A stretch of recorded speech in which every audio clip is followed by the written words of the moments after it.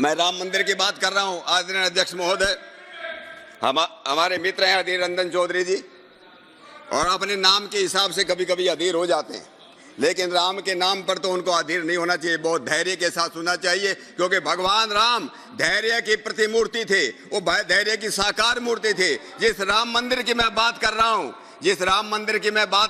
हूं, वो केवल राम मंदिर जो है कंक्रीट और पत्थरों का मंदिर नहीं है, वो इस देश के करोड़ों लोगों की आस्था का मूर्त रूप है।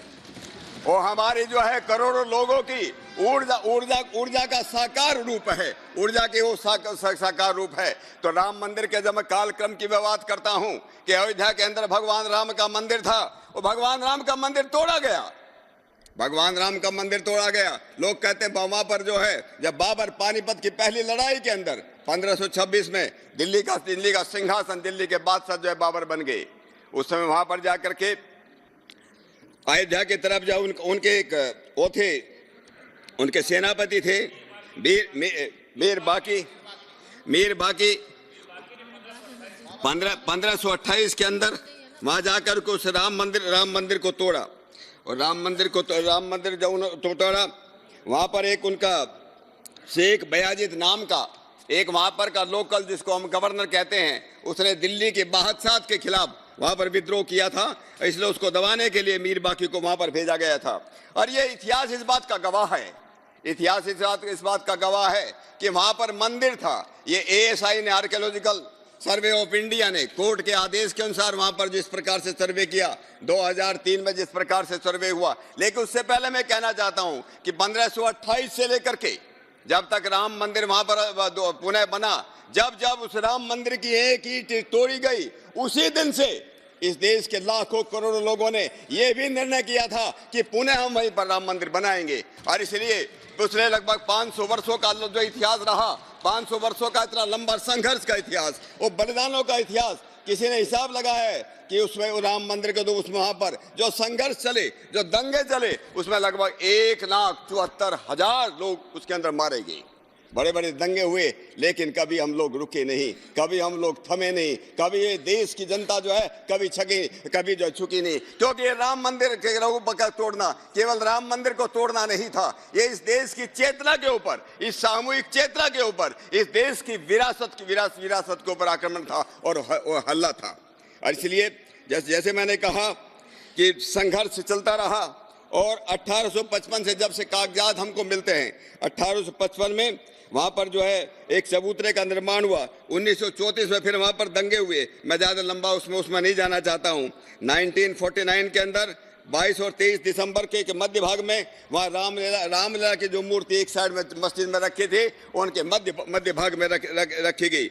1950 के अंदर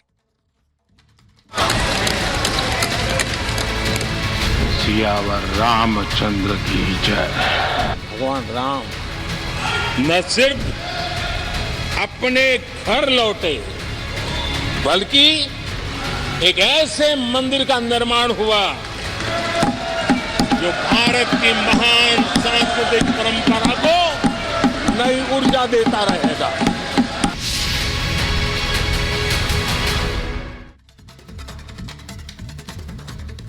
तो बीजेपी सांसद सत्यपाल सिंह इस वक्त चर्चा की शुरुआत जो है वो संसद में कर चुके हैं। धन्यवाद प्रस्ताव प्रभु श्री राम की प्राण प्रतिष्ठा के बाद मंदिर का जिस तरीके से निर्माण हुआ, इस पर लाया गया और चर्चा यहां पर शुरू हो चुकी है। लेकिन जिस तरीके से सत्ता पक्ष और विपक्ष के बीच में एक बार फिर से इस प्रस्ताव को लेकर खींचतान है, वो नजर आ रही है। इस पर चर्चा हम लगातार कर रहे हैं। खास मेहमान हमारे साथ है, बीजेपी की तरफ से सौरभ जी हमारे साथ लगातार बने हुए हैं, धर्मगुरु राज मिश्रा जी हमारे साथ लगातार है, यहाँ पर प्रेम जी है, जर्नलिस्ट है सीनियर, और साथ ही साथ संजीव जी हमारे साथ यहाँ पर। और शुरुआत प्रेम जी उसी बात के साथ मैं यहाँ पर कर रहा हूँ जिस तरीके से शुरुआत यहाँ पर सत्यपाल सिंह जी ने अपनी चर्चा के साथ यहाँ पर की। प्रभु श्री राम भारतीय संस्कृति का अभिन्न अंग हैं, और ये जो प्राण प्रतिष्ठा हुई है, इस पर धन्यवाद प्रस्ताव आखिर क्यों नहीं होना चाहिए? ये जन जन की, हर एक मानस के मन की बात है जो आज सदन किस पटल से हो रही है। श्री राम जी को लेकर के आज इतने दावे करने क्यों पड़ रहे हैं? श्री राम जी अभिन्न अंग हैं इस देश का, इस संस्कृति का हिस्सा है, इतिहास का हिस्सा है, अध्यात्म का हिस्सा है, धर्म का हिस्सा है।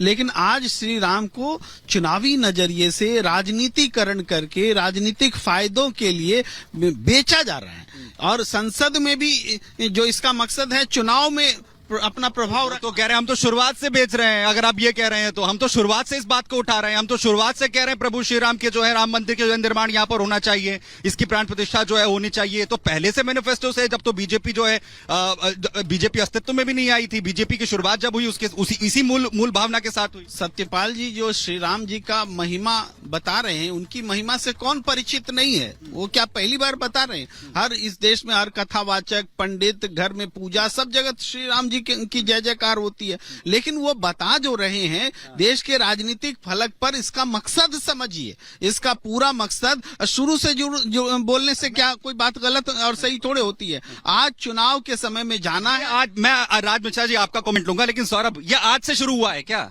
अभी शुरू हुआ है ये? आज जब सरकार का दूसरा कार्यकाल है, उसका आखिरी दिन सदन के अंदर है, इस सत्र का ये आखिरी दिन है, आज से शुरू हुआ है ये? देखिए, जाकी रही भावना जैसी, प्रभु तीन मूरत देखी वैसी। आप जिस प्रकार से देखना चाहेंगे उसी प्रकार से आपको वातावरण, भगवान सब दिखाई देगा। आप कह रहे हैं कि भैया भगवान राम के उस पर आप कह रहे हैं, देखिए एक बात समझिए, रावण को भी पता था कि ये भगवान राम है, स्वयं जो है प्रभु का अवतार है, लेकिन उसके अंदर एक अहंकार था। अहंकार इस बात का था कि नहीं, मैं ही सबसे पराक्रमी हूँ, मैं ही सबसे बड़ा राजा हूँ यहाँ पर। तो जानते हुए भी, जबकि उसके पुत्र ने भी बताया था कि मेघराज ने भी बोला था कि आप इनकी शरण में चले जाए, भगवान राम है, तो ये जानते भी हैं, ये अंदर से मानते भी हैं, लेकिन इनकी व्यवस्था है, क्योंकि इनके ऊपर जो है, जो इनका शीर्ष नेतृत्व है कांग्रेस का, राहुल गांधी, सोनिया गांधी, जो अपना बिस्किट एक कुत्ते का बिस्किट कार्यकर्ता को खिलाते हैं। ऐसी भावना वाले लोग ना व्यक्ति का सम्मान कर सकते हैं, और जो व्यक्ति का सम्मान नहीं कर सकता वो भगवान का सम्मान कदापि। इस कमेंट के साथ वापस आपके पास यहाँ पर लौटूंगा। कह रहे हैं कि विवक्षता है आपकी। और राज मिश्रा जी, आज की थोड़ी बात है ये तो लंबे वक्त से होता रहा है। बीजेपी ने तो बार बार अपने मैनिफेस्टो में जिक्र किया, अब ये कह देना कि ये तो राजनीतिक मसला है। सुमित जी, सबसे पहले तो एक बात सोचना होगा, मुझे प्रेम जी पर बड़ी हंसी आती है। मुझे लगता है क्या भारत में रहते हैं या नहीं रहते, समझ नहीं आ रहा है। एक बात बताइए आप, अगर 85% जो सनातन धर्मी हैं उनके इष्ट का अगर बखान किया जा रहा है, तो भाई आपके पेट में दर्द क्यों हो रहा है? दूसरी बात, आज आप बखान की बात कर रहे थे, 70 साल से आप जिनकी आप प्रशंसा कर रहे हैं, जिन कांग्रेस की आप प्रशंसा कर रहे हैं, इफ्तार पार्टियां आयोजन की जा रही थी। हाँ, बार बार मुस्लिम जो धर्मगुरु हैं उनके साथ मीटिंग करके उनका बखान किया जा रहा था, तब आखिर आपको पीड़ा क्यों नहीं होती है? ये मौका दिया किसने बीजेपी को, ये सोचना होगा। अगर आज बीजेपी बखान कर रही है, और अच्छी बात है, करना चाहिए क्योंकि उसने वो काम किया है, तो किसने मौका दिया? आज तक देश में अगर कांग्रेस ने राज किया और कांग्रेस ने सनातन धर्म के लिए कुछ नहीं किया, अधिकतम जो किया, मुस्लिम पर्सनल लॉ बोर्ड किसके लिए बना? भाई मुस्लिमों के लिए बनाया गया। वक्फ बोर्ड किसके लिए बनाया गया? मुस्लिमों के लिए बनाया गया। हज यात्रा के लिए सब्सिडी किसके लिए दी गई? मुस्लिमों के लिए। तो अगर आज सनातन धर्मियों के लिए कुछ बहुसंख्यकों की जो भावनाएं थी संजीव जी, वो लगातार दरकिनार होती रही, और इसलिए वो कह रहे हैं कि मजबूरी है आप लोगों की। सुमित भाई, मूल उद्देश्य राम राज्य ही स्थापित करना है ना।